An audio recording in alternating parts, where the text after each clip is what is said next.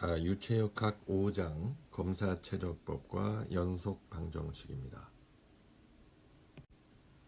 자, 제일 먼저 유량, 그 중에서 최적 유량에 대한 얘기가 나오죠.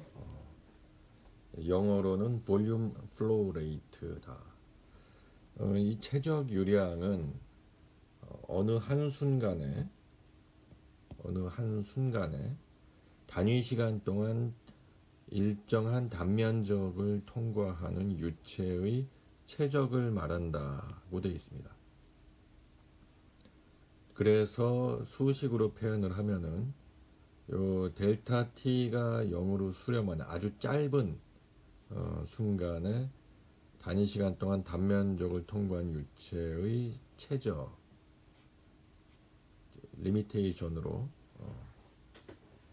표현을 하죠. 이게 최적이 아니고 유체의 이 질량을 다룰 때는 단시간 동안 단면적을 통과한 유체의 질량을 다룰 때는 질량 유량이라고 하죠. 여기서는 최적 유량이기 때문에 요 단위 시간 동안 통과하는 유체의 최적 델타 V로 표현을 하고요. 이 Q의 단위로는 보통 미터 3승 per 세컨드의 단위를 쓰게 됩니다. 이 최적 유량에 대한 정의는 비교적 이렇게 단순한 정의인데, 문제는 이 유속이 단면에 대해서 일정하다고 가정할 때는 비교적 간단하죠. 델타 V는 단위가 미터 3승 통과한 유량입니다. 델타 t 시간 동안 단면적이고 여기에 곱하기 유속. 요 유속이 이제 단면 전체에 걸쳐서 일정한, 어떻게 보면은 이제 평균 유속과 같은 값을 갖는 하고, 이제 AV는 미터 3승 per 세컨드니까 여기다가 통과한 시간 델타 t를 곱해주면은 통과한 최적이 나오는 거죠. 그래서 이때 Q는 위에서 정의했던 것과 똑같은 식으로 표현이 되고, 요 델타 V 대신에 AV 델타 T를 대입하고 델타 T를 분자 분모해서 지우면은 Q는 AV가 된다 하는 거죠. 근데 이 V가 단면에 걸쳐서 유속 분포를 가질 때, 일정하지 않고 단면에 따른 유속 분포, 지금 이렇게 총알처럼 생겼는데 이 옆에서 보면은 이런 식인 거죠. 이런 포물선 형태의 유속 분포를 갖는다 이겁니다. 이런 식으로. 이럴 때는 이 위치에 따른 유속을 고려를 해야 되기 때문에 여러 개의 섹션으로 단면을 나누고 각 섹션에서의 유속과 그 다음에 그 섹션의 단면적을 곱해서 전체 섹션에 대해서 더하기를 해주면은 되는데, 이거를 적분 형태로 표현을 하면은 V 곱하기 DA는 요 DA는 그림에서 보면은 이렇게 사각 기둥처럼 생겼지만은 이 유속이 단면의 중심으로부터의 거리에 비례하는 이 식을 갖는다고 하면은 단면이 이렇게 동그랬을 때 중심에서부터의 거리에 따라서 이런 도넛 모양의 형태를 갖게 되죠. 이게 DA가 됩니다. 이런 식으로 이제 적분 기호로 표시가 되고요. 여기서의 평균 유속은 전체 유량을 단면적으로 나눈 값이 되니까 유량을 이렇게 적분으로 표시했을 때 평균 유속이 이와 같은 적분식으로 표현이 될 수가 있는 거죠. 보통 우리가 측류에서의 유속 분포를 포물선 형태를 가정을 하지만, 포물선, 즉 이제 2차 함수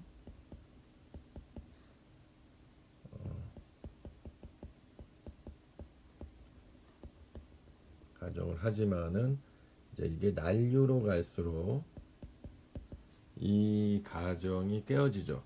즉 포물선이라고 하는 거는 중심에서의 최대 유속을 갖고 관벽으로 갈수록 유속이 줄어들어서 이론적으로는 관벽에서 완전히 유속이 0인 상태가 되죠.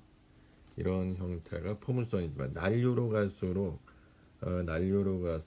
갈수록 이제 등분포에 가까워집니다.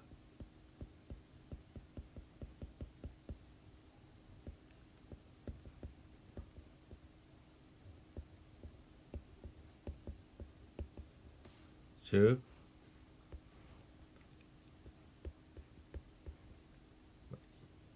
이런 형태에 가까워지는 거죠. 난류로 갈수록.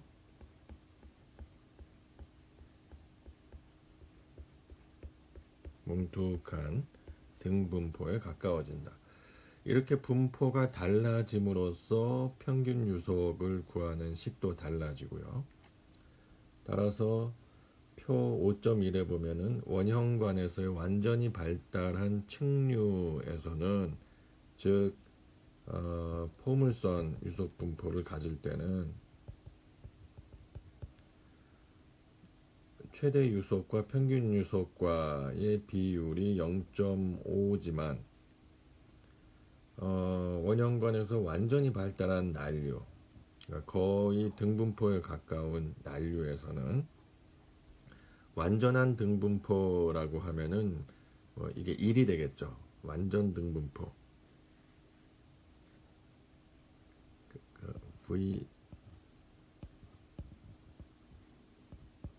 V는 1. 완전 등분포에서. 하지만 등분포에 가까운 분포다 할 때는 1보다는 조금 작은 0.79에서 0.86 정도의 수치를 갖는다. 사각형 개수로에서 완전히 발달한 측류에서는 이게 한 0.667, 3분의 2 정도의 값을 갖는다 하는 거예요. 왜냐하면은 이제 이때는 유속 분포 자유수면을 갖기 때문에 유속 분포가 어떻게 되겠습니까? 이런 식이 되겠죠. 이럴 경우에는 한 3분의 2 정도의 최대 유속과 평균 유속과의 비율이 정도 된다는 겁니다. 우리가 속도와 단면적이 같은 방향이라면 쉽죠. 이제 관수로의 경우 아까 이해해서 보듯이 유속과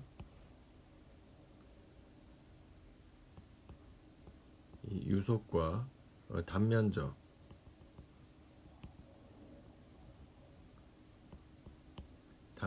면적의 벡터는 면적의 수직인 방향으로 작용하기 때문에 면적 벡터입니다. 면적과 나란한 방향이 아니고 면적의 수직인 방향이에요.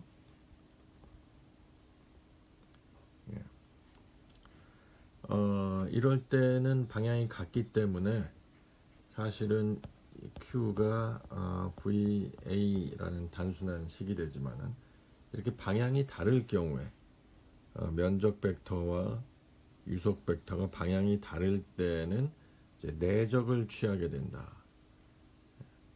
DQ가 사실은 V하고 DA와의 내적이 된다는 거죠. 그래서 이거는 이제 유속과 DA 곱하기 코사인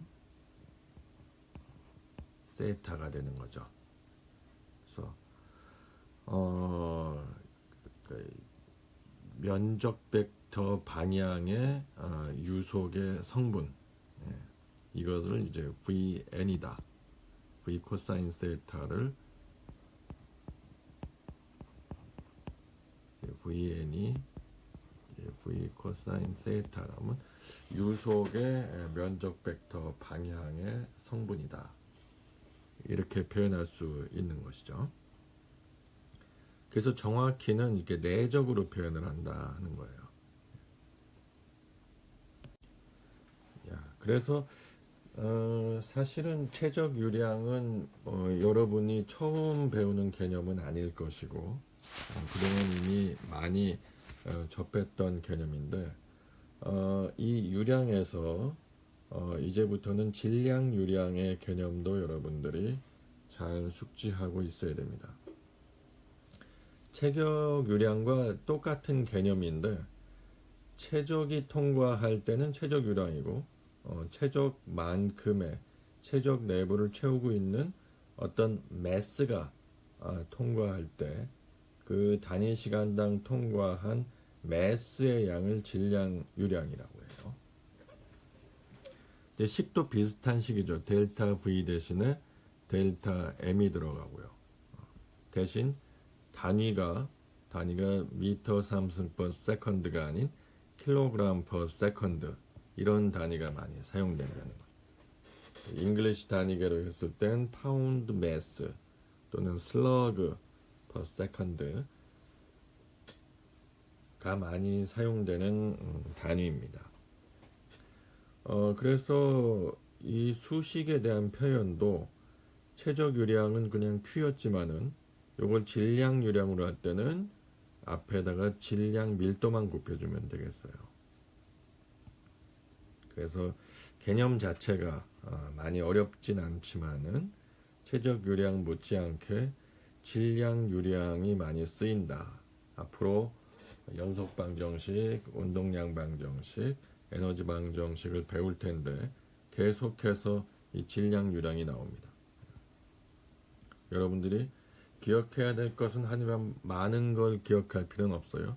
질량 유량이라는 거는 최적 유량 Q에다가 질량 밀도를 곱한 값이다. 위에 이제 점이 찍히니까 점이 찍힌다는 거는 이제 시간 변화율을 나타낼 때 점이 찍히거든요. 그래서 이제 단위 m.2 하면은 단위 시간 동안에 통과한 질량입니다. 여기까지는 전혀 어려운 게 없죠. 예제 5.1은 관에서의 공기 흐름에 유량 방정식을 적용한다. 밀도가 1.24kg per 세제곱미터인 공기가 밀도가 1.24kg per 세제곱미터 직경 30cm인 관 속을 직경 30cm 3kg per second의 질량 유량으로 흐르고 있다. 질량 유량 m 닷 또는 로 q가 3kg per second. 이 관내의 평균 유속과 유량이 얼마냐? 평균 유속은 유량 곱하기 유량 나누기 단면적인데 지금 이 유량은 위에 질량 유량 식으로부터 쉽게 구할 수가 있죠. 그래서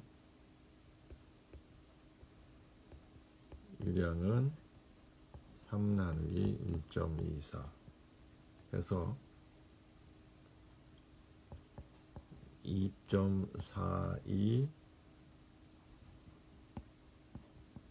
미터 3승 per second가 되겠고 이거는 2.42 나누기 4분의 파이 0.3의 제곱 해서 평균 유속은 34.2m per second가 된다. 예제 5.2가 이제 단면의 방향과 유속의 방향이 서로 다를 때 이제 벡터 내적을 이용해서 유량을 구하는 그런 문제죠. 경사가 30도인 수로에 물이 흐르고 있는데 유속이 12m/s, 흐름이 등류라고 가정하고 연직으로 측정한 수심이 60cm. 연직이 60cm니까 지금 여기서의 단면은 이 연직 방향인 거죠. 단면이 연직 방향인 거예요. 유속은 흐름과 나란한 방향이기 때문에 단면과 유속이 서로 방향이 다른다. 이 지금 까만색 화살표, 이게 단면의 벡터인데 A 벡터인 거죠. 단면의 벡터와 유속 벡터 사이에가 30cm, 30도의 각을 이루고 있다. 따라서 Q는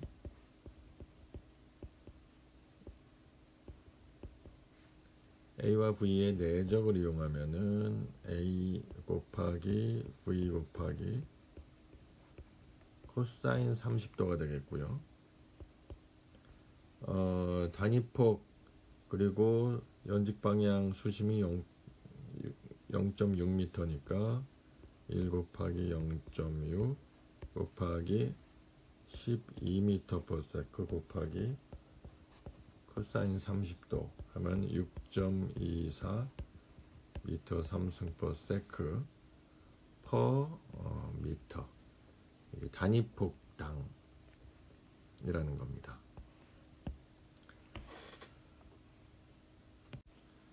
자, 여러분들이 유체역학에서 어떠한 식을 유도하려면은 미소 면적을 설정해야 되는 경우가 종종 생기는데, 개수로 직사각형 단면을 갖는 개수로에서는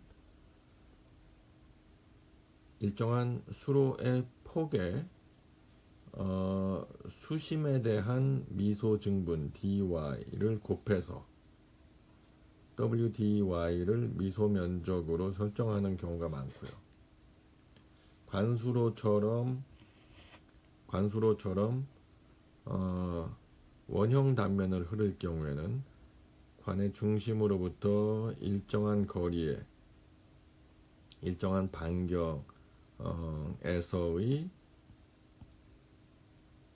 반경의 둘레와 그 반경의 미소 증분 dr을 곱한 이 값을 미소 면적으로 설정하는 경우가 많습니다. 어떤 경우든 간에 이 미소 면적에서의 유속은 일정하다는 거.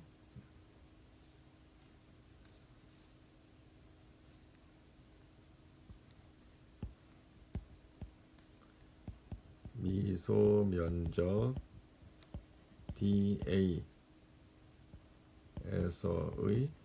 유속은 항상 일정하다. 그러니까 개수로의 경우에 유속은 이 y의 함수 dA 안에서는 y가 일정하다는 거죠. 수심이 일정하죠. 여기까지가 y고 이 빗금친 미소 면적 안에서는 y가 일정하잖아요. 전체 폭에 대해서. 그리고 관수로일 경우에는 유속이 반경의 함수이다. 반경이 같으면 이 도넛 모양의 dA 안에서는 반경이 다 r로 일정하단 말이죠. dA 안에서는 유속이 일정하다. 그게 미소 면적을 잡는 요령이자 원칙입니다. 자, 이렇게 미소 면적을 잡는 요령이 어떻게 적용되는지 예제를 통해서 살펴보죠. 예제 5.3은 적분을 이용한 유량 결정입니다. 그림과 같은 수로에서 연직 방향으로 물의 속도 분포가 Umax분의 U는 D분의 Y의 2분의 1승으로 표시되는데 이 수로의 수심은 2m, 수로의 폭은 5m, 최대 유속이 3m/s라면 유량은 얼마인가? 이 그림에서 보는 유속 분포로 보면은 최대 유속이 수면에서 생기겠죠. 수면에서 최대 유속이 생기고요. 그러니까 y가 d일 때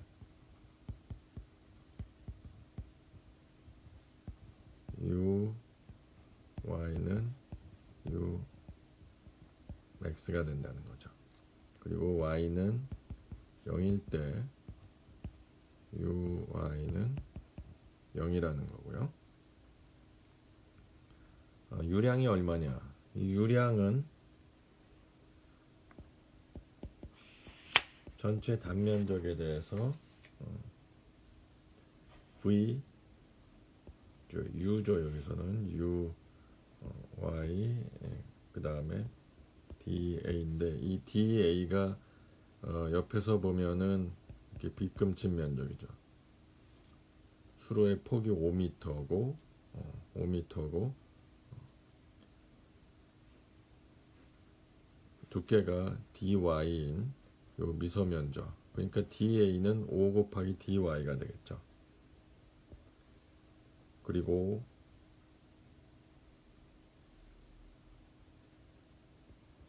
uy는 u max 곱하기 d는 2m니까 2분의 1승 da는 5 곱하기 dy다.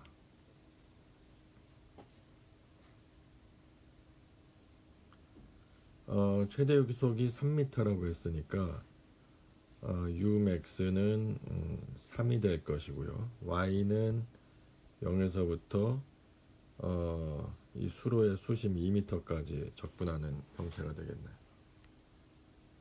그러면은 3호 15를 앞으로 빼고 0에서 2m까지 2분의 y에 2적분이 되겠고요. 이거는 15 곱하기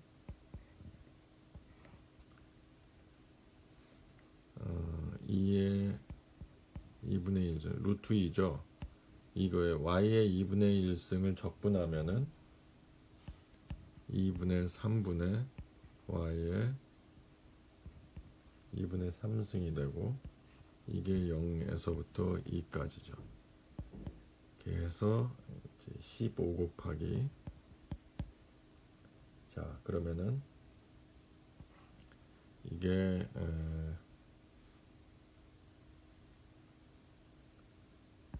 3분의 해서 20이 됩니다. 자, 그 다음에 이 챕터의 제목이 검사 최적법과 연속 방정식이에요. 그렇기 때문에 여러분들이 본격적으로 이 내용을 다루기에 앞서서 검사 최적과 시스템에 대한 이해가 필요합니다. 따라서 지금 보는 이 페이지는 이 챕터뿐만 아니고 이 챕터 이후를 이해하는데 굉장히 중요한 슬라이드입니다. 자, 먼저 검사 최적은 유체의 거동을 설명하기 위해서 설정하는 가상의 공간적 경계라고 했어요. 표면을 통한 질량과 에너지의 출입이 가능하다.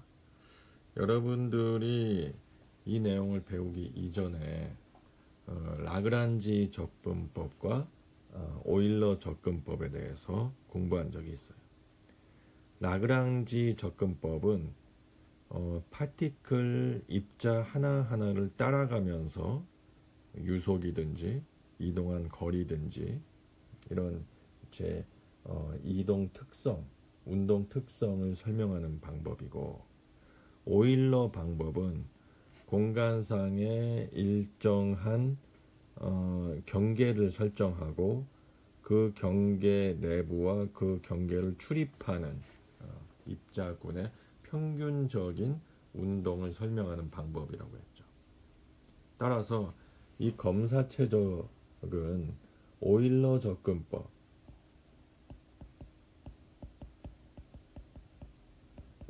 접근법에서 필요한 개념이죠.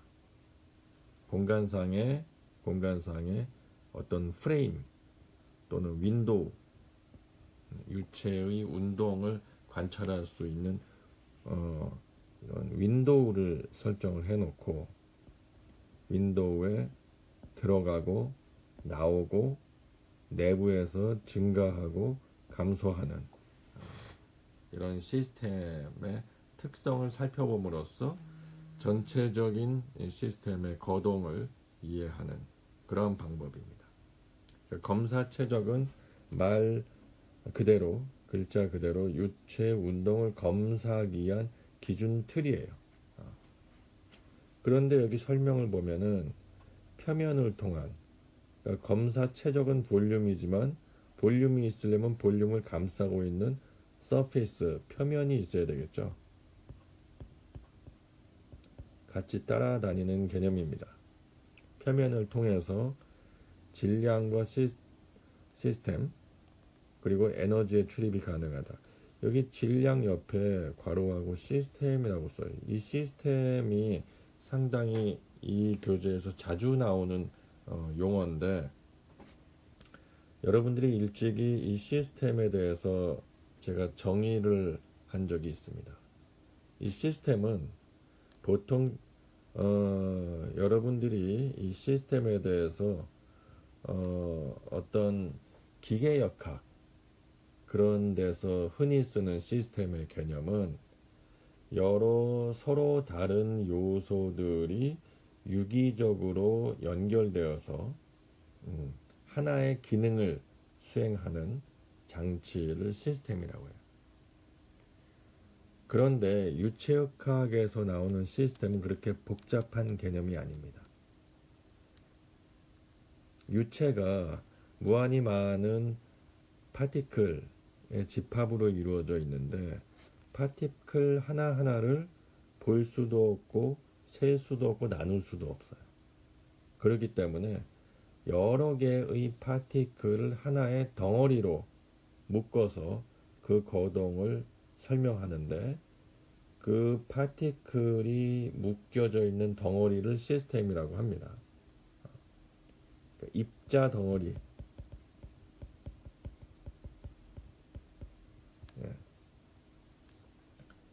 파티클의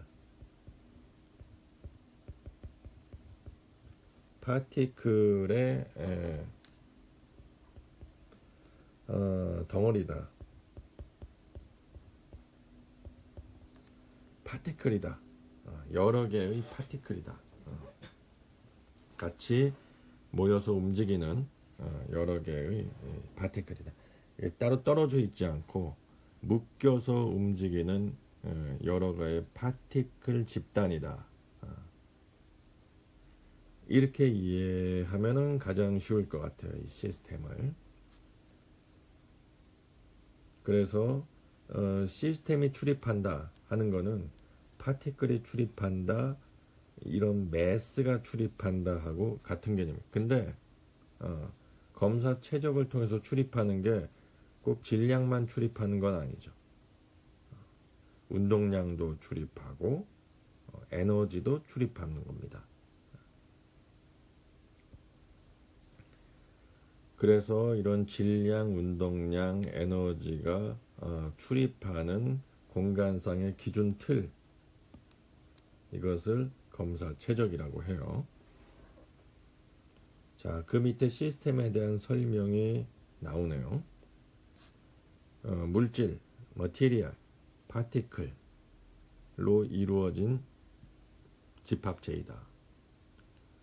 시스템 역시 경계면을 가지고 있지만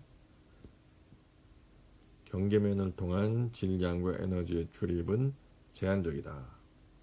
폐쇄 시스템과 개방 시스템으로 구분되는데 이 폐쇄 시스템은 자동차나 축구공, 구슬 등 경계가 뚜렷한 고체 상태가 단일 문체 혹은 셀 수 있는 입자 등의 집합으로 이루어진 시스템이다. 시스템을 따라가면서 관찰이 가능하고 라그랑지 추적이 가능하다는 얘기죠. 경계를 따라서 에너지의 출입은 가능하지만 물질의 교환은 없다. 개방 시스템은 공기나 물 등 미세한 입자들의 집합으로 이루어진 시스템이고 개별 입자를 따라가면서 관찰하는 것이 불가능하고 개방 시스템 경계면 내부 질량은 항상 일정하지만 경계를 통한 물질과 에너지의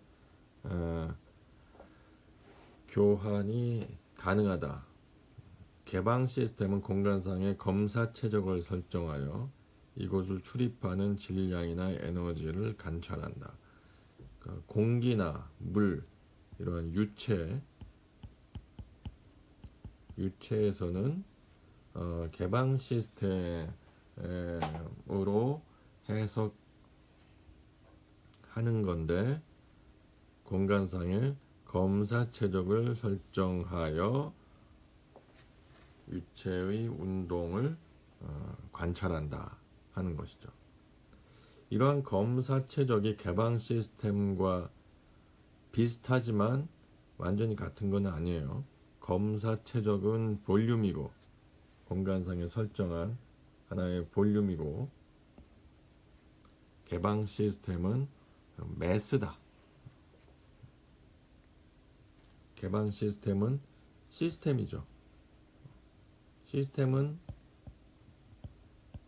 매스라고 그랬잖아요. 파티클.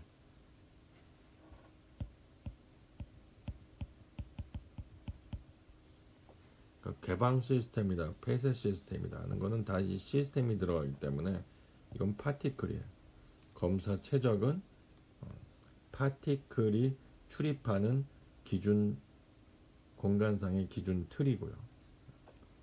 그래서 검사 최적과 시스템은 다르다. 이게 어려운 얘기가 아닙니다. 최적은 볼륨이고 시스템은 매스이기 때문에 다른 거다.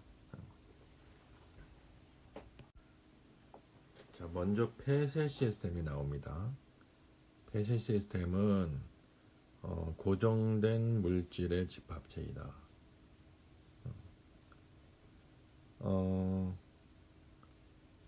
검사 질량이라고도 하고요. 시스템 자체가 매스라고 했으니까 이 정의에 의해 폐쇄 시스템에서는 질량이 경계를 통과할 수 없고 폐쇄 시스템의 경계는 이동하거나 변형될 수 없다고 했는데 바로 이러한 정의 때문에 보통의 폐쇄 시스템은 고체 상태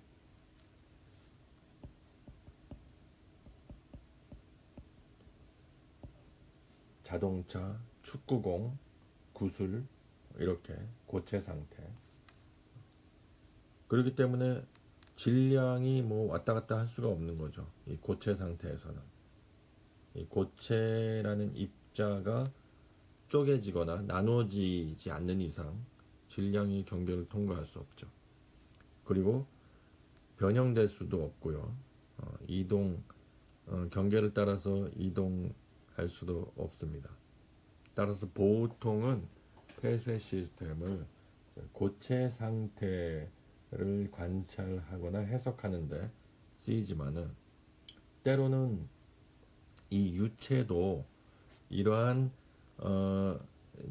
정의를 만족한다면 질량의 경계를 통과하지 않고 시스템의 경계가 이동되거나 변형될 수 없다는 가정하에 유체에 대해서도 폐쇄 시스템으로 다루어지는 경우가 종종 있습니다. 자, 밑에 예제를 보면은 이게 그림 5.6이에요. 실린더 내부의 공기, 압축되는 공기의 압력과 온도를 구하기 위하여 실린더 내부에 공기를 포함한 폐쇄 시스템을 설정한다. 폐쇄 시스템.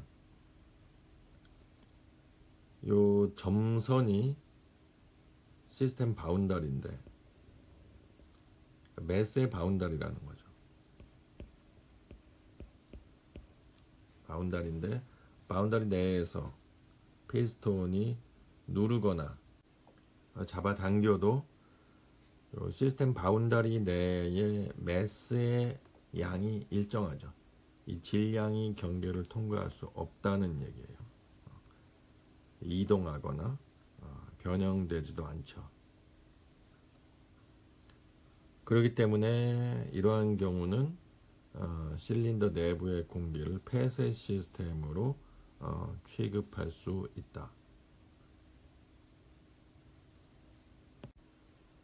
검사 최적은 문제 해석을 위해서 선정된 공간상의 특정 최적 영역인데 질량이 경계를 가로질러 유동하기 때문에 검사 최적 내부의 물질은 시간적으로 변하고 검사 최적은 공간에서의 영역을 선정해서 해석하기 때문에 오일러 개념이다. 밑에 예제를 보면은 수조를 통과하는 물의 흐름입니다. 수심 H 밑에 있는 구멍을 통해서 물이 빠져나가게 되면은 수심 H는 시간에 따라서 점점 가라앉겠죠. 수심 H를 시간의 함수로 나타내기 위해서는 계를 선정하는 것이 가장 중요한데 수조를 둘러싼 계를 선정하는 것이 가장 좋은 선택이다. 이 검사 최적은 최적 영역이기 때문에 항상 3차원이고요. 그러나 검사 최적은 일반적으로 2차원으로 표현한다. 검사 최적의 경계면은 검사 표면이라고 CS로 표현한다. 검사 최적은 고정될 수도 있고 변형될 수도 있고. 하지만 여러분들이 앞으로 배울 유체역학과 수리학에서는 대부분 고정형 검사 최적을 다루게 됩니다. 자, 전체 시스템을 다루는데 아까 클로즈드 시스템과 폐쇄형과 개방형. 개방형에서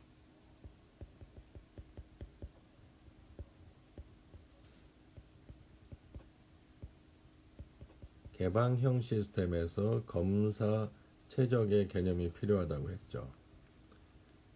그리고 이 폐쇄형 시스템은 이제 고체 입자를 해석하는데 주로 쓰인다고 했기 때문에 어떤 입자 하나하나를 따라갈 수 있는 라그란지안 해석에 적합하고요. 유체 해석은 일반적으로 오일러 접근법과 검사 최적법을 주로 사용하게 됩니다. 그런데 여기서 검사 최적을 고정시키느냐, 이제 변형시키거나 이동시키느냐에 따라서 구분이 되는데 여러분들은 고정형 검사 최적법을 주로 학부에서 다루게 된다. 자, 그리고 앞으로 여러분들이 레이놀즈 트랜스포트 이론이라든지 앞으로 전개될 내용을 이해하는데 시스템의 강도 특성과 총량 특성을 이해해야 됩니다. 총량 특성은 물질의 양에 종속하는 성질, 양에 따라 변하는 성질이에요. 물질의 양에 따라.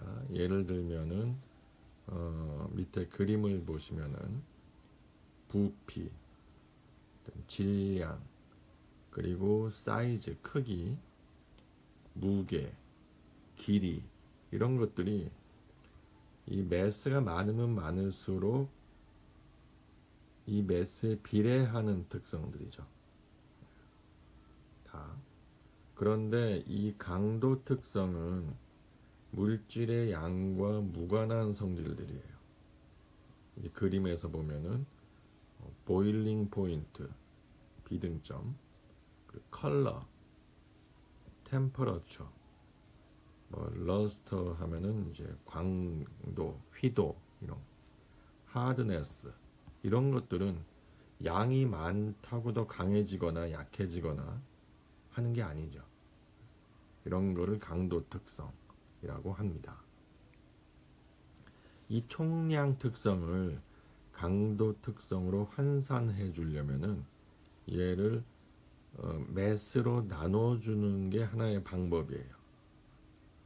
총량 특성을 보통 대문자 B로 표현을 하고 강도 특성을 소문자 B로 표현을 하는데, 보통은 강도 특성은 총량 특성을 질량으로 나눠서 변환시킨다 하는 겁니다.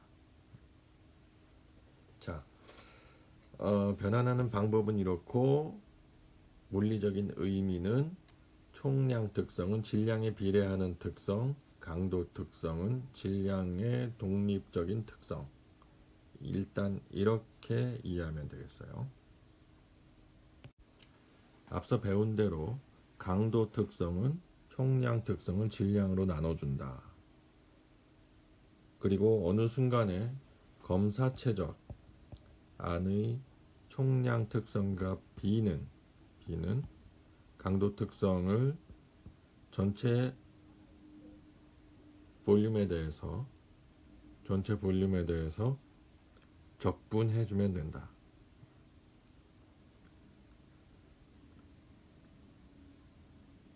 그런데 이 DM은 질량 밀도 곱하기 부피이기 때문에 환산해 주면은 B로 dV를 전체 부피 최적에 대해서 적분해 준 값이다. 이렇게 표현할 수 있는 거죠. 자, 이번에는 검사 최적을 통한 총량 특성의 순 유출에 관해서 산정하는 법을 좀 알아보겠습니다.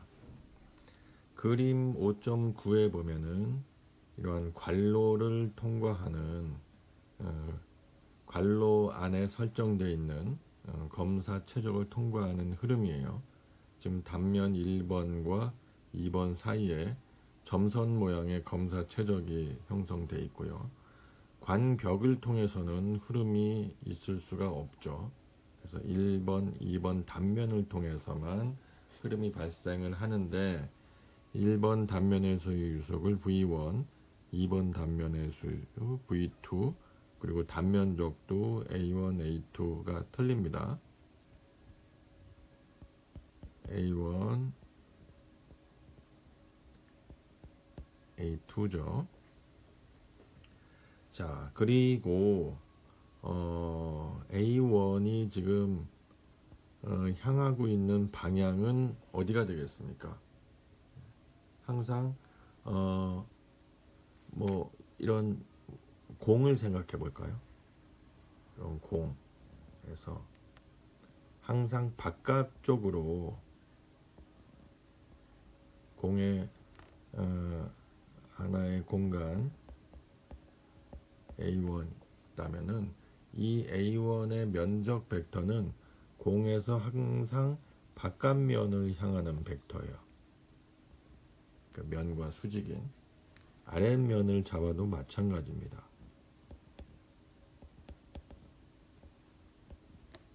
바깥면을 향하는 벡터가 이 면적 벡터의 특성이다. 그러면 이 검사 최적 점선으로 표시된 이 검사 최적에서도 A1 벡터의 A1 면적의 면적 벡터는 바깥을 향하는 벡터가 되겠죠. 여기서도 2번 단면에서도 바깥쪽을 향하는 벡터가 돼요. 네. 그래서 1번 단면에서는 속도와 면적이 서로 반대 방향을 향하고 있고요. 2번에서는 서로 같은 방향을 향하고 있어요. 따라서 유량을 산정할 때는 내적을 사용한다고 했잖아요. 그래서 2번 단면에서는 이 Q가 A2, V2가 되죠. 하지만 1번 단면에서는 이 세타가 180도이기 때문에 Q는 마이너스 A1, V1이 되는 겁니다. 서로 벡터가 반대 방향을 향하고 있기 때문에. 자, 그렇게 해서 이제 요 총량 특성의 순 변화율을 따져보게 되면은 유출량 마이너스 유입량이 순 유출의 질량 유량이 되겠죠. 질량 유량을 총량 특성으로 봤을 적에 그러면은 얘는 이제 유출부를 2번, 유입부를 1번 단면으로 했을 때 M2 마이너스 M1 M2은 방금 설명한 이유로 로2의 A2V2, M1은 마이너스 로2 로1 A1 V1 이렇게 돼요. 그런데 이걸 벡터로 표시를 하면은 V1, A1은 서로 방향이 반대이기 때문에 V1 A1이 마이너스 V1 A1이 되고 V2 A2는 플러스의 V2 A2가 되고 스칼러량은 마이너스 플러스 부호가 바뀌지만은 벡터는 내적으로 쓰기 때문에 벡터 연산의 벡터식의 형태는 플러스 마이너스에 상관없이 똑같은 형태를 갖는다. 따라서 전체적으로 컨트롤 서페이스에 대해서 로 곱하기 V 벡터와 A 벡터 내적의 전체 합이 된다. 순유출 질량 유량은. 그런데 만약에 유입과 유출이 같다면은 순유출의 질량 유량이 0이 되겠죠.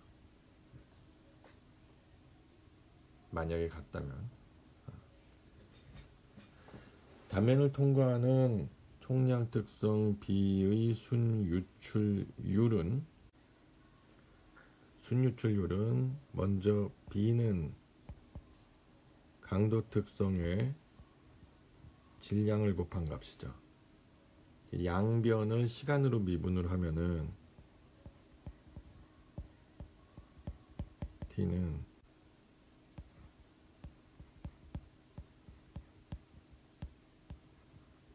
그러겠죠?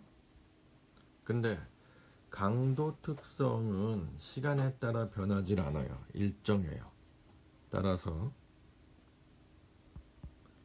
B 곱하기 D분의 Dm이 되겠죠. 따라서 이 식은 왼쪽에 있는 것처럼 총량 특성의 순유출율은 강도 특성 곱하기 질량 유량의 형태로 나타내질 수 있는 겁니다.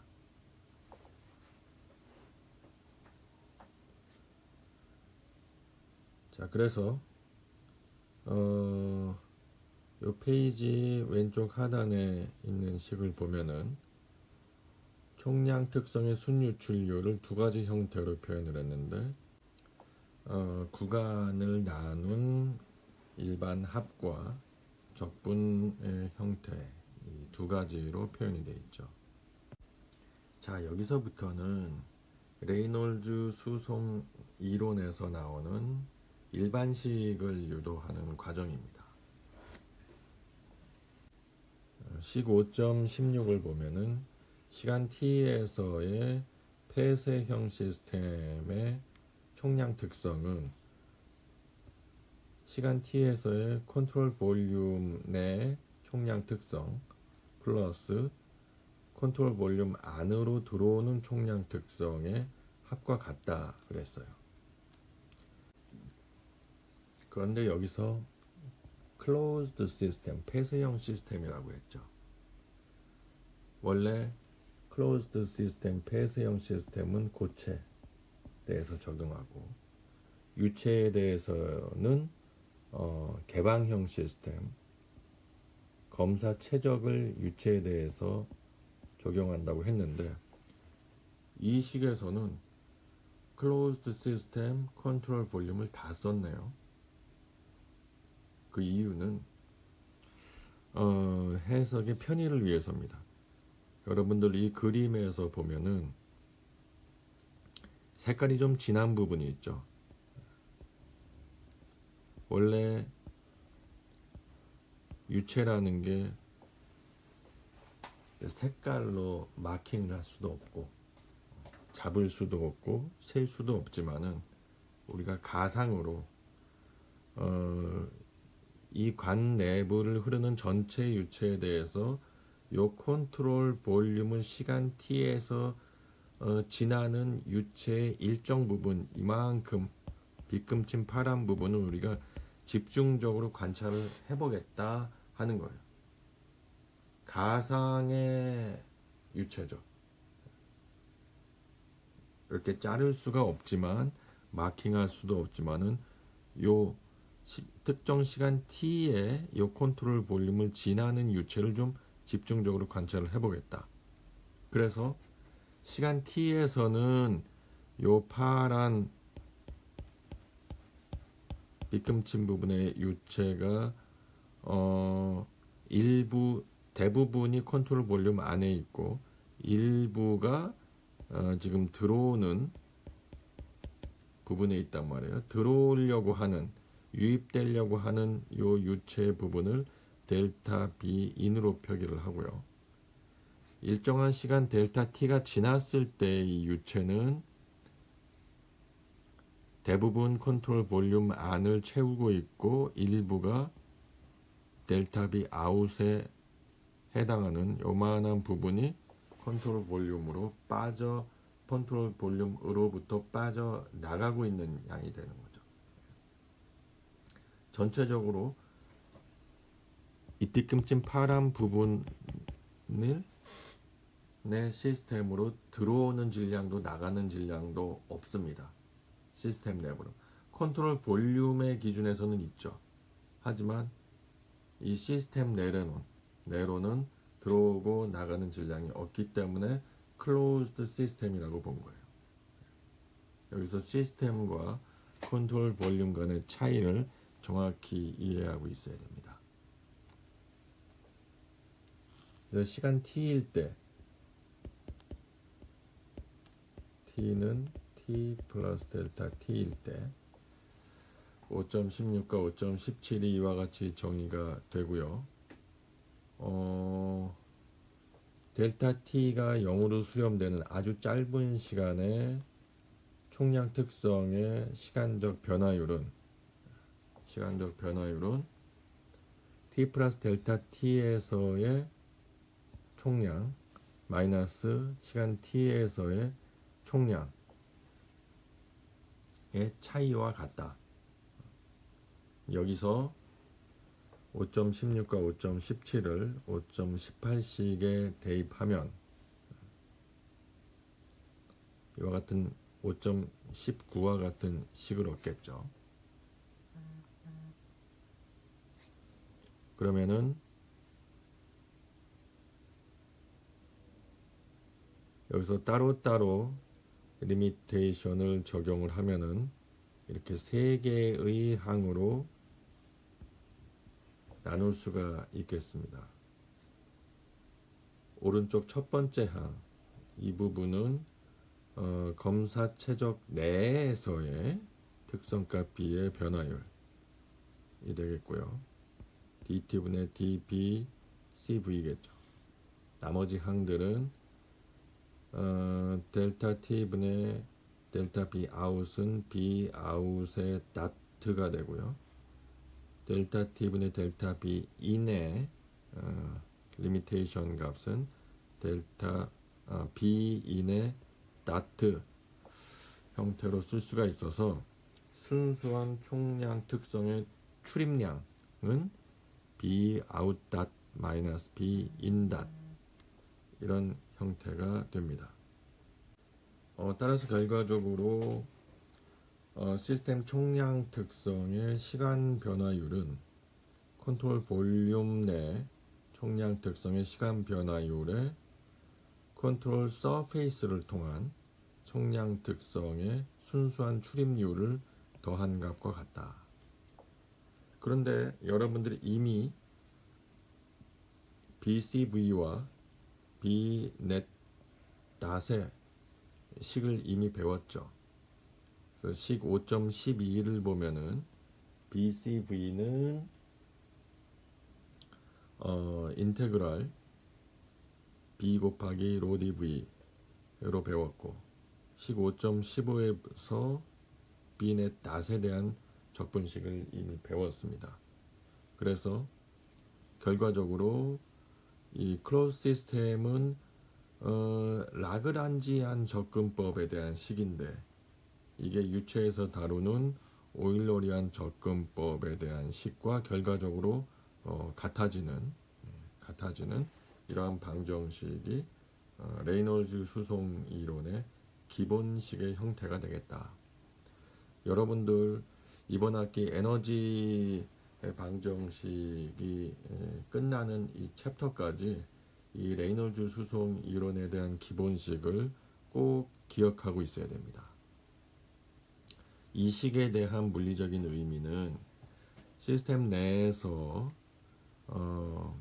여기서는 이제 폐쇄 시스템을 가정했습니다. 비록 유체지만 시스템 내에서의 물성 B의 변화율은 검사 최적 내에서 물성 B의 변화량 그리고 검사 표면을 통과하는 물성 B의 순 유출량의 합과 같다. 이 형태를 꼭 기억하기 바랍니다. 만약에 이 식이 좀 길어서 좀 외우기 어렵다 하면은 비상수단으로 이것도 같은 의미예요. dt분의 d b 곱하기 로 곱하기 dv는 사실 dm이라고요. 플러스 컨트롤 서페이스를 통한 b 곱하기 로 v 곱하기 da가 사실 dq죠. 그리고 로 곱하기 dq가 dm 다투고요. 이러면 훨씬 좀 간단한 식이 되겠죠. 의미는 같습니다. 가급적이면은 이 두 가지 형태를 다 기억하면 좋겠죠. 폐쇄 시스템에서의 질량 보존의 법칙, 이 연속 방정식인데요. 질량이 보존된다는 거죠. 그러니까 질량의 폐쇄 시스템 질량의 시간에 따른 변화율이 없다.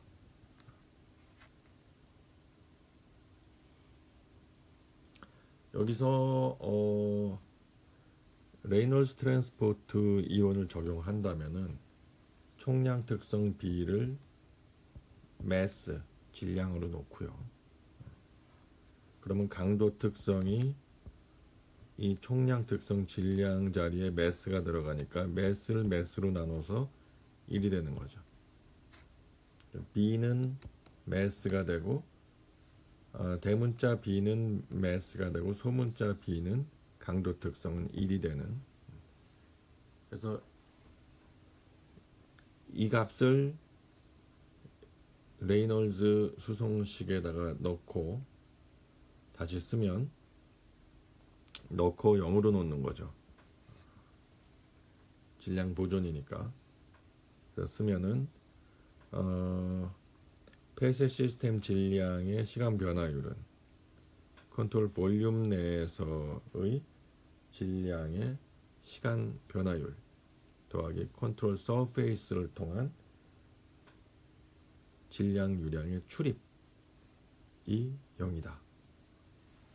만약에 이게 적분식이 아니고 여러 개의 유입구를 셀 수 있는 여러 개의 유입구와 유출구를 통해서 질량이 출입한다면 이거를 이제 구간에 따른 서메이션 형태로 써줄 수도 있겠죠. 그러면 5.29와 같은 형태가 됩니다. 이 식도 마찬가지예요. 마찬가지인데 이거를 기억하기 좋게 만든다면은 dt분의 d 컨트롤 볼륨 그리고 d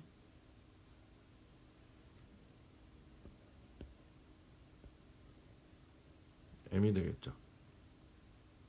플러스 컨트롤 서페이스를 통한 d m 닷이 0이 된다. 이렇게 조금은 더 단순한 형태로 바꿨을 수도 있겠다. 연속 방정식의 물리적인 의미는 간단한 겁니다. 수식으로 볼 때는 적분기호, 미분기호 복잡하게 들어가서 복잡해 보이지만은 물리적인 의미는 컨트롤 볼륨 내부에 축적된 양은 들어오는 양과 나간 양의 차이와 같다. 들어온 양이 많고 나간 양이 작으면은 그만큼 내부에 축적되는 거고, 나간 양이 들어온 양에 비해서 많으면은 축적된 양이 감소되는 거죠. 인플로우가 내부에 축적된 양이 없다면 인플로우와 아웃플로우가 같아져야 되는 거고, 더하기 빼기인 겁니다. 사실은 연속 방정식이라고 하는 건 어려운 형태가 아니에요.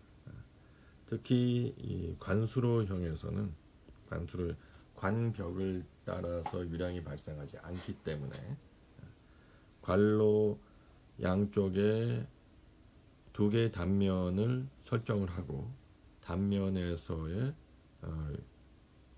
유량이 일정하게 보존된다.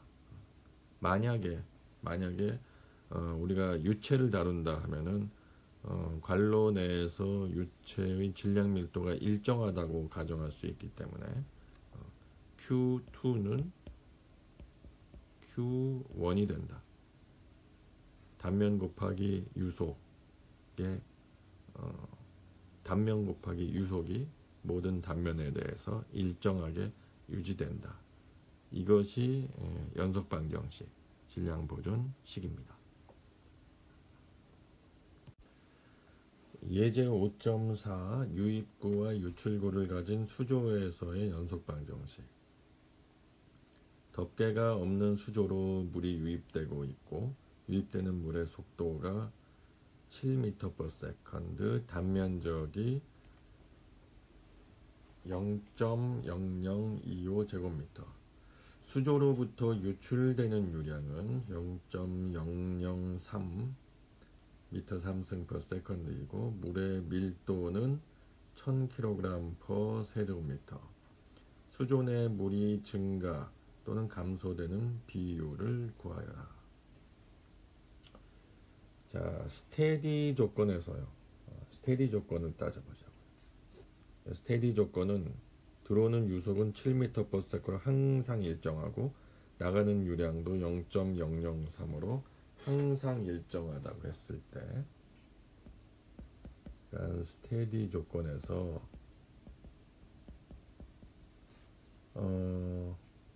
그러면은 단순형으로 생각을 했을 때 dt분의 컨트롤 볼륨 내에서의 매스의 시간 변화율 플러스 나가는 질량 유량 마이너스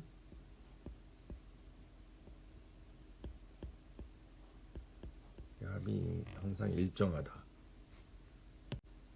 우리가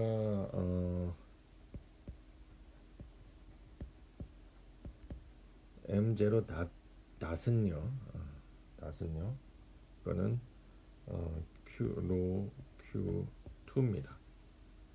여기서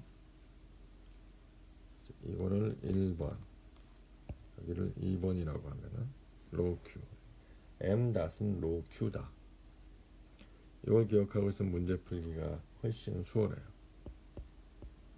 1000 곱하기 Q2는 0.003이죠. 3kg per second가 돼요. 들어오는 유입량 M I 다시죠. 로 Q1인데 얘는 로 곱하기 A1 V1으로 문제에서 주어져 있죠. 1000이고 곱하기 A1이 0.0025 곱하기 V1이 7m per second. 그래서 17.5kg per second가 됩니다. 그러면은 축적되는 양 dT분의 D 컨트롤 볼륨 내에 축적되는 양은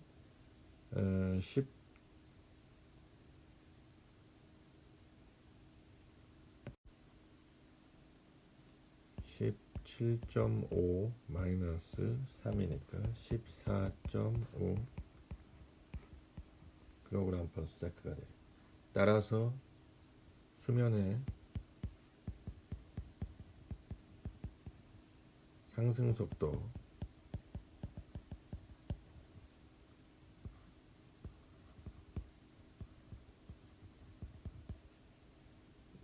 이로부터 얘는 dT분의 D MCV가 뭐겠습니까? 로 곱하기 A 곱하기 H가 되겠죠. 따라서 1000 곱하기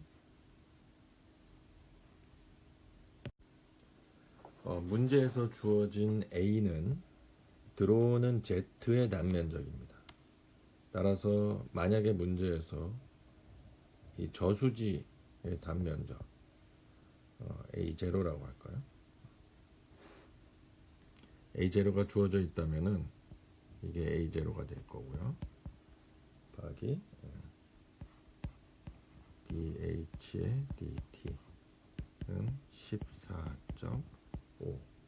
그래서 D는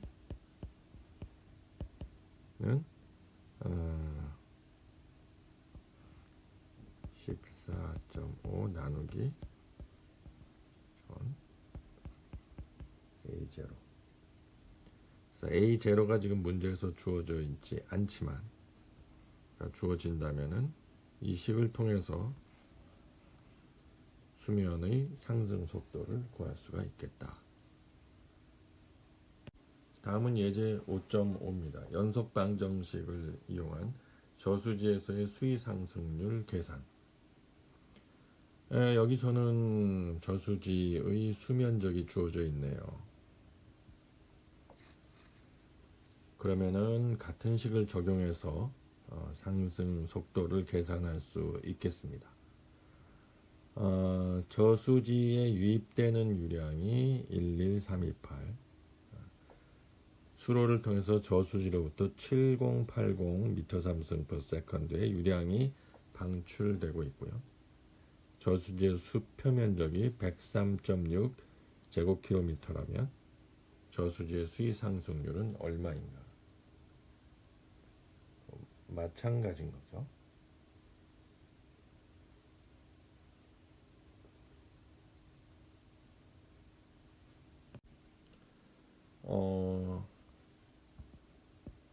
dT분의 D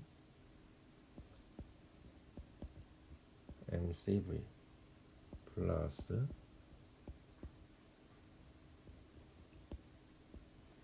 마이너스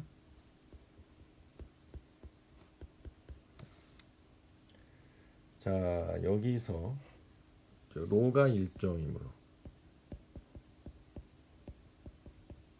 올해 질량 밀도는 일정하다. 따라서 이거는 dt분의 d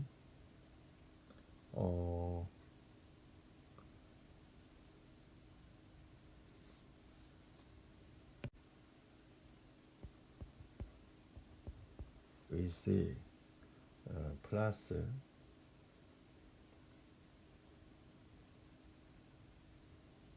는 11328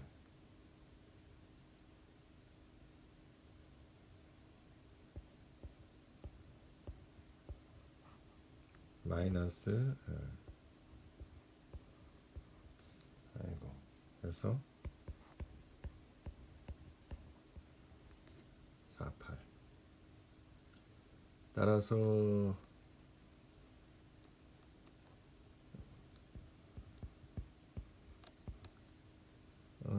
이거는 수면적 A 곱하기 H죠. 그리고 A가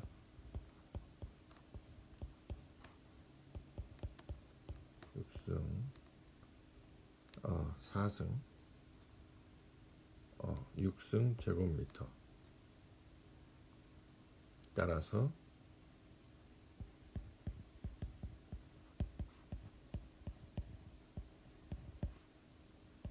T는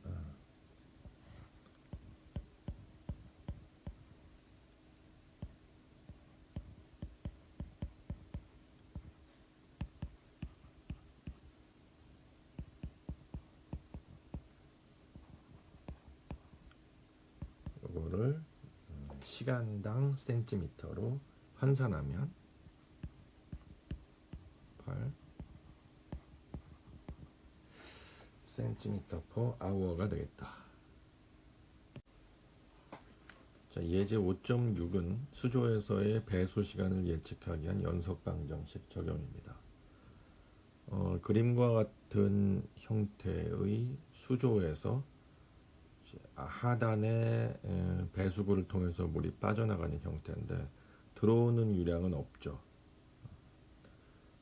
수조의 직경이 1m고 하단의 배수구의 직경은 10cm.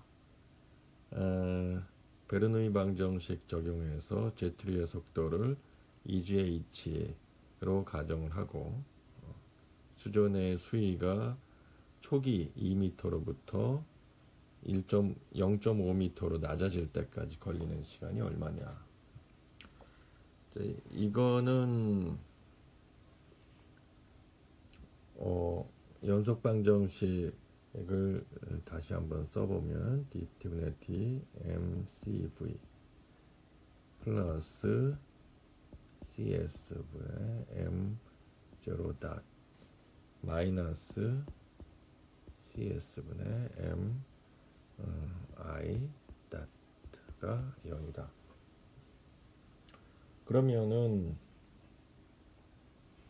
여기 이제 보통 뭐 이제 수조의 크기에 비해서 배수구의 크기가 작다고 하면은 이 첫 번째 항이 이제 무시돼서 없어지는 경우가 많지만 지금은 이제 그런 상황이 아닌 거죠. 그래서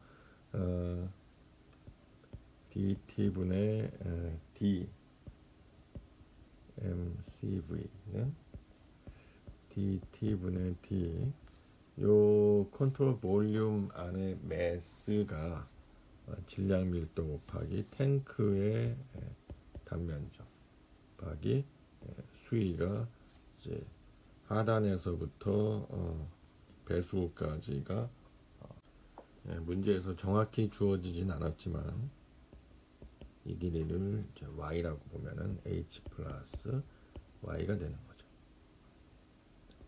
그래서 결국은 이것이 빠져나가는 유량 마이너스 로 V1 A1이 되는 겁니다. 그래서 A1은 직경 10cm, 파이 0.1의 제곱이 되는 거고, V1은 이제 루트 2G H가 되는 거죠. 그래서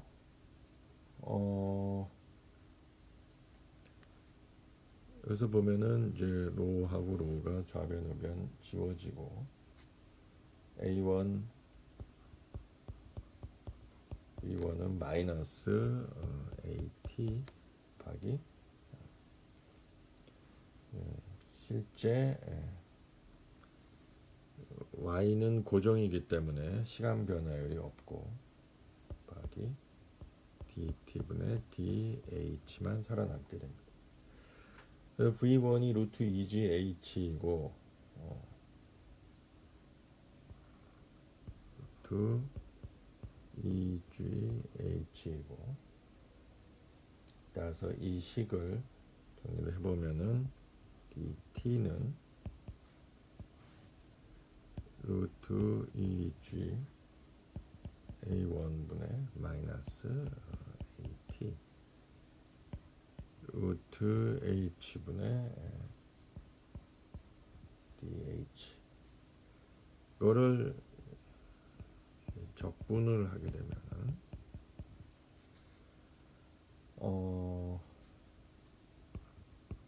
T는 루트 2G분의 루트 2G 곱하기 A1분의 마이너스 2 AT H의 2분의 1제곱 플러스 C가 됩니다. 이 적분상수 C를 구하기 위해서는 초기 조건을 넣어야 되겠죠. T는 0일 때 H가 H0에서부터 시작한다. 물론 2m로 주어져 있어요. 따라서 이걸 넣고 T는 0일 때 T는 0을 대입해서 적분상수를 구하면은 C는 루트 2G A1분의 2AT H0 2분의 1. 그래서 H0 2m에서 HF는 0.5m에 소요되는 시간 T가 얼마냐 했을 적에 AT에 대해서는 4분의 파이 곱하기 1m의 제곱, 4분의 파이죠. 4분의 파이. A0는 4분의 파이 곱하기 0.1의 제곱이니까 0.01 곱하기 4분의 파이예요. 이렇게 해서 넣고 계산을 해보면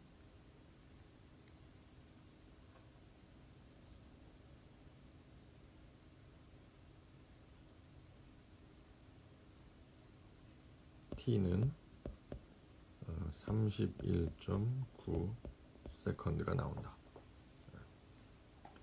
그러니까 T 여기서 계산할 때는 H0에다가 이 C가 되는 건데 H0에 2m, 여기 H에 0.5m, A1, AT에다가는 0.01 4분의 파이와 4분의 파이를 대입해서 계산을 하면 31.9 세컨드가 됩니다. 예제 5.7입니다. 수조에서의 가스 감압. 이거는 이제 다루는 유체가 기체네요. 최적이 세제곱미터인 수조의 아주 작은 구멍을 통하여 메탄가스가 누출되고 있다. 메탄가스가 아주 느린 속도로 유출되기 때문에 수조 내 온도는 23도씨로 일정하게 그대로 유지되고 있다. 구멍을 통과하는 메탄의 질량 유량은 0.66 PA 나누기 루트 RT로 주어진다. 여기서 P는 수조 내의 압력, A는 구멍의 단면적, R은 기체상수. 기체상수가 주어져야 되는데 찾아보면은 이게 약 518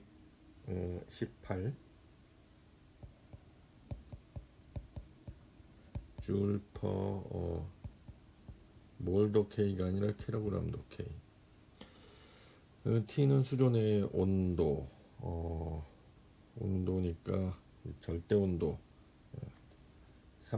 23도에 해당하는 절대 온도는 300도. 그러니까 이게 300도 K라는 얘기죠.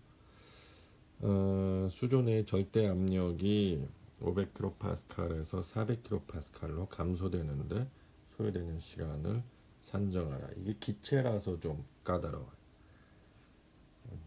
생소한 거죠. 우리는 기체를 잘 안 다루니까. 보면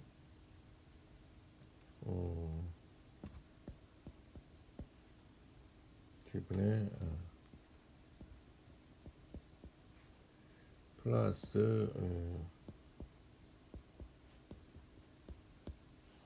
마이너스 CS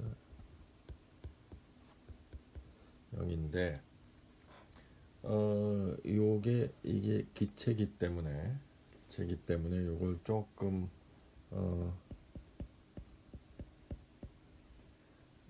이게 질량이니까 로 곱하기 컨트롤 볼륨의 부피로 바꿨을 수 있죠. 그리고 이게 결국은 이게 또 MCV 다트 아니겠습니까? 그리고 MCV 다트는 문제에서 0.66 PA 나누기 루트 RT 이렇게 주어졌단 말이에요.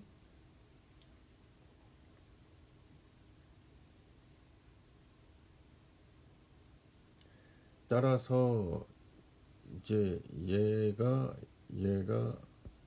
이게 되는 건데, 그래서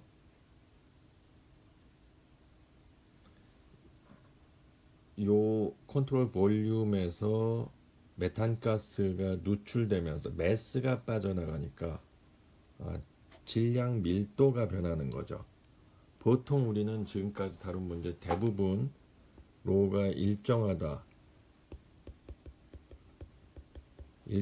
가정을 했지만 이 문제에서는 로가 일정하다 가정하면 안 됩니다. 이 작은 구멍으로 매스가 빠져나가고 부피는 일정하기 때문에 질량 밀도가 변해요. 오히려 컨트롤 볼륨의 부피는 일정한 겁니다. 그렇다면은 요 부피는 요 미분 계수 항 밖으로 빼낼 수가 있죠. 그러면 이렇게 되고요. 얘가 마이너스 0.66 부호에 조심하십시오. 마이너스입니다. 빠져나가는 거니까 이렇게 되겠죠. 그런데 우리가 기체이기 때문에 기체 이산기체 상태 방정식 P는 로 RT 이렇게 쓸 수가 있어요. 그래서 R이 로가 RT분의 P가 되는 거죠. 그래서 이 식은 부피 곱하기 dT분의 D rt분의 로는 마이너스 0.66 루트 rt분의 pa가 됩니다. 그러면 이 식은 dt분의 p는 마이너스 0.66 v분의 pa 루트 rt가 되고요. 적분을 해야 되니까 요 dt는 여기 d가 빠졌네. dt는 오른쪽으로 보내고 오른쪽 항의 p는 왼쪽으로 보내고 하면은 p분의 dp는 마이너스 0.66 v분의 a 곱하기 루트 rt 곱하기 dt가 됩니다. 그런 다음에 이제 양변을 적분하는 거예요. 적분하면은 오른쪽 항은 뭐 이런 거는 그냥 t가 되는 거죠. 그래서 t는 얘는 이제 로그 p가 되는 거고요. 로그 p가 되는 거고. 그러면은 a 곱하기 루트 rt분의 1.52 v 로그 pf분의 p0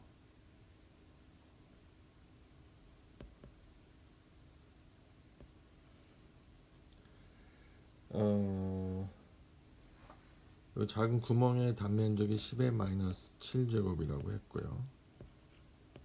루트 r은 518 곱하기 300 1.52 곱하기 10세제곱미터 여기 400kPa 500 이 계산을 하면은 답은 8.6 곱하기 10의 4승 세컨드 또는 23.9 아워가 됩니다.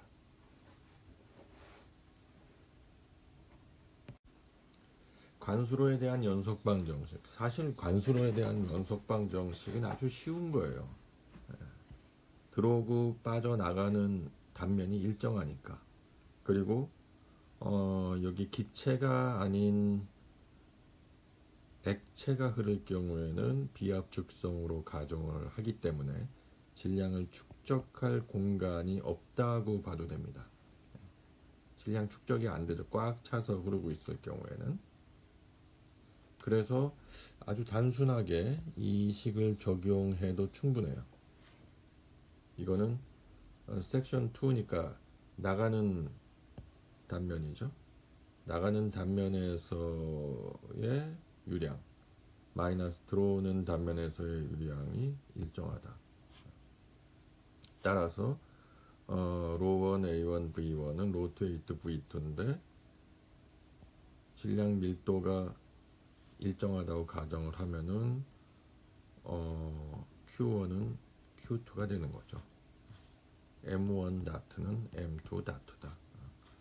M 다트는 로 Q다. 뭐 이런 단순한 식인 거죠. 유량은 일정하다 하는 게 관수로의 연속 방정식입니다.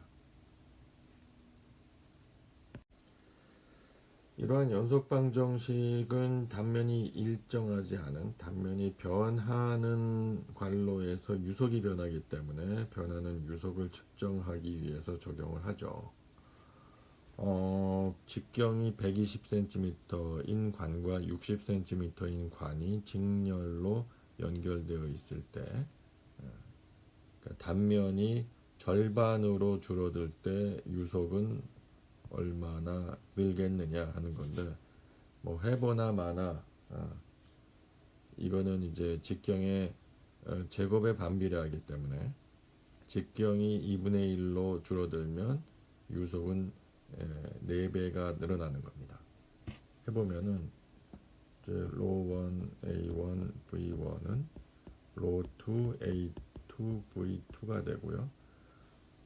질량 밀도가 일정하니까 지워지고 A1은 4분의 파이 D1의 제곱 V1은 4분의 파이 D2의 제곱 V2 다 지워지면은 이제 제곱에 반비례하잖아요, 직경에. 따라서 V2는 D2분의 D1의 제곱 곱하기 V1이 되겠고요.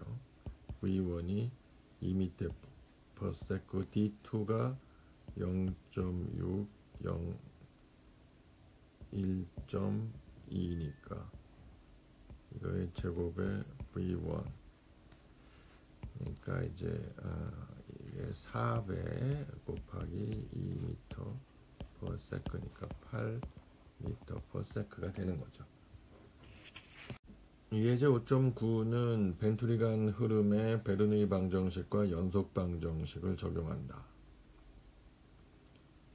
이제 수평관이 아니고 수직관이네요. 질량 밀도는 1000kg per 세제곱미터. 압력 계기가 관 1과 관의 목에 연결되어 있는데 면적비가 0.5. 면적비 0.5면은 유속비는 2배, 4배가 늘어난다고 했죠. 관에서의 속도 10m면은 목에서는 40m. 압력 계기상 압력차를 구하라. 흐름의 일정한 속도 분포를 갖고 단면에 대해서 등분포라. 단면에 대해서 등분포. 점성의 영향은 중요하지 않다. 그리고 이제 1번과 2번 목과 원의 관에 이제 이렇게 보면은 엘리베이션 차가 있는 것 같지만 이제 엘리베이션 차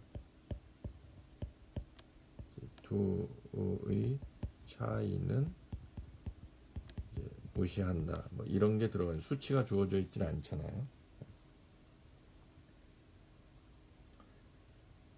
따라서 이걸 구할 때는 이제 Z는 생각질 않고 겜마분의 P1 플러스 2G분의 V1의 제곱은 겜마분의 P2 플러스 2G분의 V2의 제곱이다. 그러면은 이제 겜마분의 P1 마이너스 P2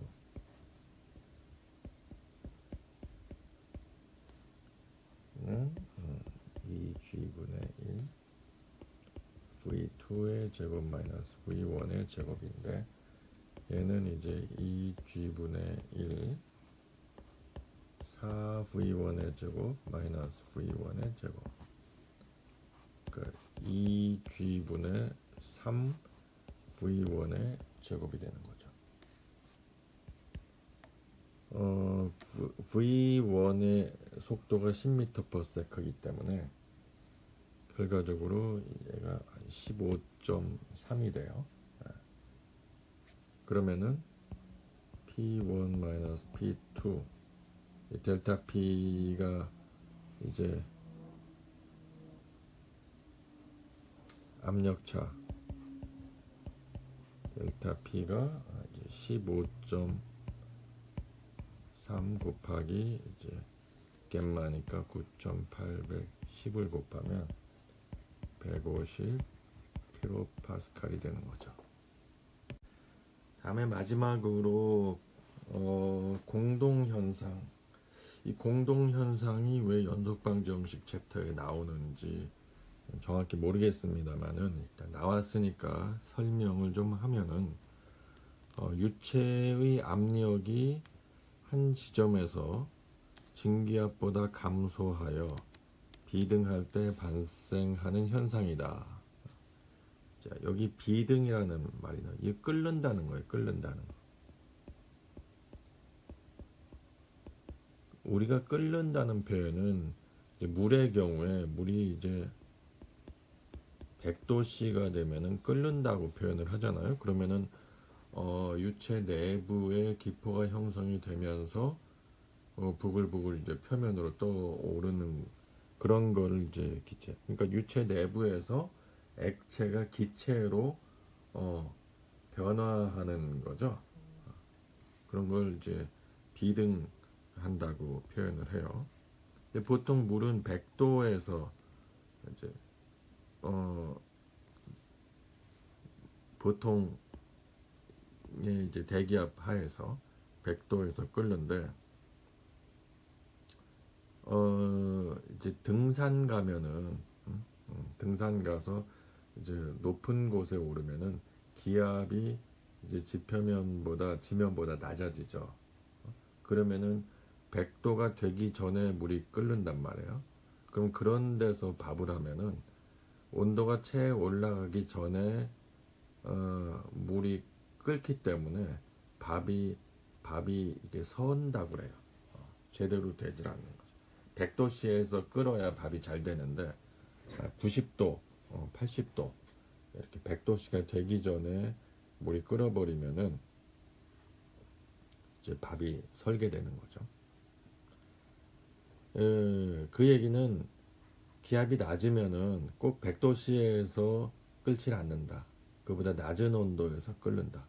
근데 기압이 아주 낮아가지고 어떨 때는 증기압보다도 기압이 낮아지게 되면은 우리 상온에서보다 훨씬 낮은 온도에서도 물이 끓을 수가 있어요. 그렇게 되면은 단순히 끓는 데에서 그치지 않고 그런 이제 유체 그런 현상이 발생하는 금속 표면을 갉아먹을 수 있다는 거죠. 손상을 줄 수도 있다는 거예요. 어디서 손상을 주느냐? 이런 이제 터빈이나 아니면 이제 강한 유속이 발생되는 벤츄리미터에 벤츄리미터는 관의 단면이 축소돼서 높은 유속을 얻는 장치거든요. 그런 데서 이제 높은 유속이 발생을 하면서 압력이 급격히 낮아진 압력이 증기압보다도 낮아지는 상태에 이르게 되면은 상온에서도 막 물이 끓게 되는 거죠. 비등하는 거예요. 그러면서 이제 캐비테이션이라는 현상이 발생하고 그것이 금속 표면을 이렇게 갉아먹는 현상으로 나타나게 된다. 여기 오른쪽에 보면은 이제 물의 페이즈 다이어그램이 나오는데 삼상으로 존재를 하잖아요. 물로도 존재를 하고 증기로도 존재를 하고 얼음으로도 존재를 하고 그게 압력과 어떤 온도가 어떤 조건에 있을 때 어떤 상을 갖는지가 이 도표를 통해서 나타나 있는데 보통 101kPa 하면은 이제 평균 대기압이죠. 지면에서의 평균 해수면에서의 대기압이 101kPa인데 거기선 물이 100도에서 끓는 거예요. 근데 그보다 훨씬 낮은 기압에서는 100도가 훨씬 안 되는 온도에서 끓는단 말이죠. 그죠? 그래서 이렇게 강한 유속이 만들어지는 경우, 그러니까 벤츄리미터의 어떤 목 또는 터빈의 날개 어디 갔죠? 이제 터빈의 스크루가 회전을 하면서 이 스크루를 통과하는 유체는 매우 빠른 유속을 갖게 되고 압력이 순간 증기압 정도로 낮아진다. 증기압보다도 더 낮아지는. 그래서 그럴 경우에는 이 금속 표면에서 캐비테이션이 일어나면서 이런 이제 금속면을 이제 갉아먹는 현상이 나타나게 된다. 고장을 일으키게 되는 거죠. 그래서 이 정도가 이제 캐비테이션에 대한 설명이고요.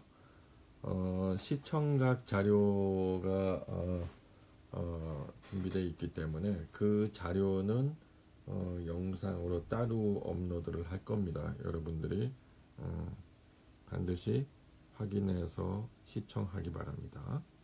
이렇게 해서 5장의 내용을 모두 마치도록 하겠습니다.